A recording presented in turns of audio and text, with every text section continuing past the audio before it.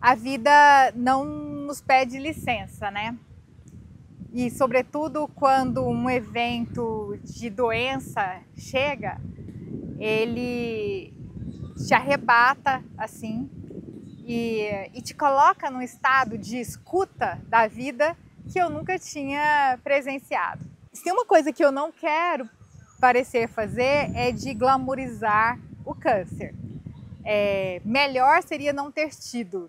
Eu já era uma pessoa que eu achava que estava bem, bacana, e não acho que vale a pena ter nenhuma doença. No entanto, já que eu tive, né, a gente pode escolher como é que nós vamos lidar com esse processo. O diagnóstico do câncer que eu tive, o câncer de mama, eu fiquei com os meus sentidos muito mais atentos, mas muito mais atento.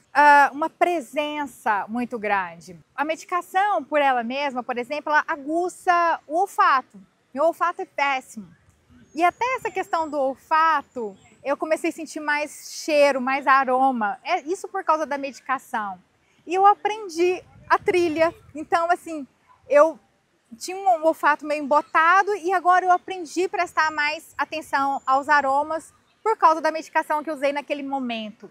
Estou dando um exemplo do olfato, mas a minha atenção à vida, ao mundo, às pessoas, ficou muito mais intensa. Então, é um chamado radical à escuta da vida, né? Tudo que eu fazia, que eu considerava importante a partir do diagnóstico do câncer, eu deixei em stand-by, deixei em suspenso e fui fazer o que só eu podia. Eu brinco, né, que para ficar doente tem que ter muita saúde. Alguém pode falar, né, que absurdo. Você tem que cuidar da saúde de modo que o máximo que você puder, que tiver ao seu alcance. E ainda assim pode ser que você fique doente e tá tudo certo. Você vai precisar dessa saúde boa nas outras áreas para você enfrentar o que acontecer. Porque você tem que fazer uma peregrinação, é você que, mesmo que você tenha total rede de apoio, condições, é você que tem que ir, é você que tem que fazer, é você que tem que retornar, é você que tem que usar as medicações adequadas. Então, pela primeira vez na vida, eu fiquei absolutamente centrada em uma coisa só. Meu pensamento é meio disperso, eu faço 1000 coisas ao mesmo tempo e eu suspendi tudo, só isso importava. Não respondia quando eu queria, no tempo que dava, mas não com prioridade. E o passado tratamento foi tão interessante porque eu voltei ao lugar que eu fiz a quimioterapia e tô lá fazendo uma medicação diferente lá, uma manutenção lá. E me peguei meio com um saudosismo de estar naquele lugar. E eu fiquei muito intrigada. Falei, gente, o que é isso? Eu tô com saudade da quimioterapia, né? E fiquei prestando atenção naquele sentimento.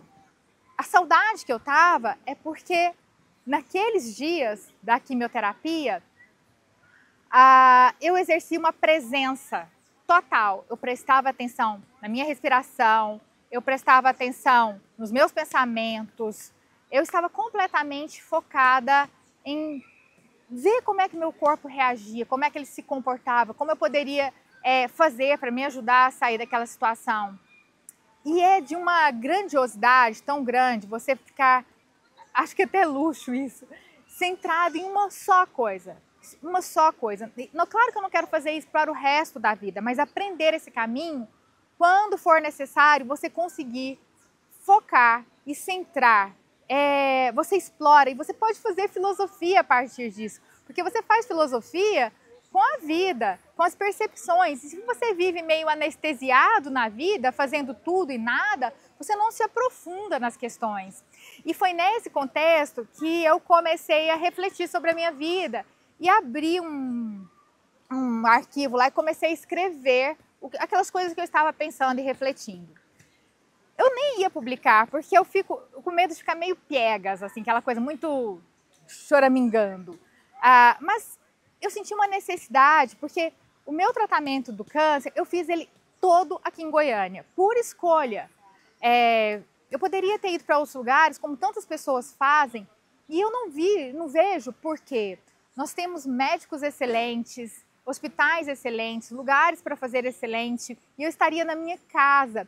Então, assim, foi até uma forma de identidade, sabe? Eu sou goiana, eu sou daqui, é aqui que as pessoas me conhecem, que me acolhem quando eu chego. Então faz toda a diferença estar inserida na minha cultura, no meu lugar, né? E aí quando eu fiz o tratamento aqui em Goiânia, as pessoas começaram a me chamar para participar de um podcast, de uma fala sobre isso, porque é a doença que mais mata as mulheres. E quando as mulheres recebem esse diagnóstico, elas saem procurando quem já teve para poder ver uma tábua de salvação ali. O que eu vou fazer com isso? Então, talvez pelo fato de eu já ser professora, começaram a aparecer esses convites. E eu revisitei esses escritos e resolvi publicar, né? Como uma forma de mostrar a outras mulheres um caminho que não é tão desesperador. Claro que eu tive muita sorte de ter o tratamento a tempo e ter a cura. Nem todas as pessoas têm essa felicidade. Mas de olhar a vida de uma outra perspectiva. Porque esse chamado dessa presença que a vida nos dá, assim, nos coloca muito de frente à nossa efemeridade. Claro que eu sou católica, eu me considero uma pessoa religiosa, que cultiva uma espiritualidade, mas se eu cultivo espiritualidade, sou uma pessoa religiosa, eu sei que Deus nos fez seres providos de razão e de bom senso e munidos da técnica, da ciência, né? Isso. Então, assegurar somente na fé é também um problema, é fideísmo. Então, eu fiz tudo, exatamente tudo que eu poderia pela minha saúde, né? E isso foi muito importante porque eu comecei a trazer questões filosóficas que eu pensava antes só no papel, né? A melhor metodologia, qual é o melhor médico, qual é o melhor recurso, e com evidências você olhava aquilo. Se eu tivesse tido esse diagnóstico há 30 anos, provavelmente eu não estaria aqui. Graças à ciência. A ciência, né? A pesquisa, a investimentos, a financiamentos. O câncer que eu tive é um câncer bastante agressivo. Por outro lado, é um dos que mais acontece, mais repetidos. Então, tem um estudo muito avançado sobre ele. Então, graças a financiamentos, pesquisas, universidades do mundo todo que permitiram que eu estivesse aqui, né? Então, a ciência, e uma vez que a ciência agia, eu fazia tudo que estava ali, o resto eu pedia a Deus e rezava, eu me comportava como, eu fiz tudo que eu podia. Agora, com as instâncias superiores. E o livro fala um pouco dessa experiência, entre o diagnóstico, não é uma autobiografia, eu acho que é uma narrativa sobre um percurso em um dado momento que eu vivi da doença, pensada à luz da filosofia, de todas as leituras que eu já fiz e como é que elas se comportaram nisso. E aí eu falo de Levinas, por exemplo, porque o livro do Levinas, Totalidade e Infinito, ele fala da metáfora do rosto, né? De que o primeiro ato de violência é quando eu digo, fala que eu vou te entender. Quando eu digo isso, eu quero inserir o seu universo imenso, infinito, dentro do meu, da minha linguagem. Então, a metáfora do rosto é interessante porque, assim como não existem dois rostos iguais, imagina o nosso intelecto, o nosso pensamento, a nossa alma, a nossa psique, a complexidade. E isso é uma coisa que chamou muita atenção, porque quando você diz que tem câncer, logo vem alguém e diz, eu tive um igualzinho. Minha irmã teve um igualzinho, a minha vizinha... Sim, o câncer nunca é igualzinho. Assim como cada pessoa tem um código genético, ainda que seja a mesma terminologia que nomeie a sua doença, há um desenho muito específico, único, ele nunca se repete. Ele está ali, assim como a sua história é única, a doença aparece de uma forma única também. E uma coisa que me fez muito pensar é que o câncer tem algumas particularidades, não que ele seja a pior doença do mundo, né? Se bem que tem um livro que se chama o Império do Mal, né? Que é escrito por um patologista indiano, o Imperador do Mal, melhor dizendo, Imperador do Mal. É um baita livro de um patologista indiano e ele chama o câncer de Imperador do Mal. Existem várias outras doenças que matam também, tanto quanto o câncer. Mas eu tive foi essa e a partir desse referencial. Então, uma coisa que me incomodava muito é essa tábula rasa que as pessoas querem fazer. Mas você está fazendo químio e afastou do trabalho? Eu conheço uma pessoa que fazia o tratamento de manhã e à tarde ia trabalhar. Se essa pessoa pode, quer, que bom, mas cada pessoa tem um tempo. Ainda algumas pessoas não poderiam, outras pessoas não querem. E parece que há uma máxima, assim, você tem que fazer, ah, não, o câncer agora já foi, agora é a doença comum. Então, assim, ou sacraliza ou sataniza, sabe? Então, há uma tentativa de massificação que incomoda, um certo julgamento. A gente fala muito que nos tempos de outrora, as pessoas viam as doenças como castigo de Deus. Hoje as pessoas, não é castigo de Deus, mas acham que você teve um mau comportamento. Você não treinou, não fez atividade física, não comeu direito, comeu tranqueira, não tem espiritualidade, tem mágoa no coração. Ela faz um tribunal da Inquisição para saber o que você fez de errado, por que você teve câncer. Então tem que achar um culpado. E somos seres efêmeros, né? Vamos ter uma série de coisas mais cedo ou mais tarde, todos nós.